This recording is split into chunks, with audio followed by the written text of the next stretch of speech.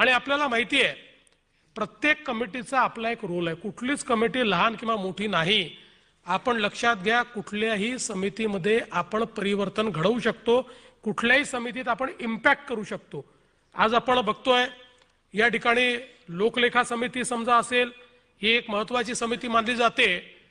साधारणपणे विरोधी पक्षाचा नेता किंवा विरोधी पक्षातला प्रमुख व्यक्ती हा लोकलेखा समितीचा अध्यक्ष असतो।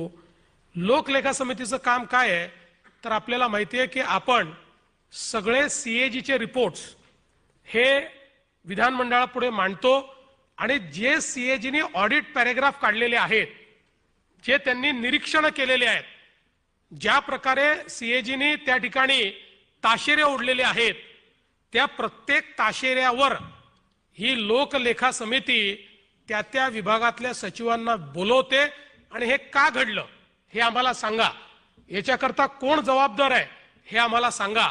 अशा प्रकारे त्या ठिकाणी त्याचं पोस्टमार्टम होतं आणि त्यातनं म्हणजे बाबा नुसता सीएजीचा पॅराग्राफ आला, 2 दिवस पेपरला छापलं, इतक्यापुरते मर्यादित नसतं, तर ते लॉजिकल एंडला नेऊन त्याच्यावरच्या शिफारसी विधानसभेमध्ये मांडण्याचं काम हे लोकलेखा समिती करत असते।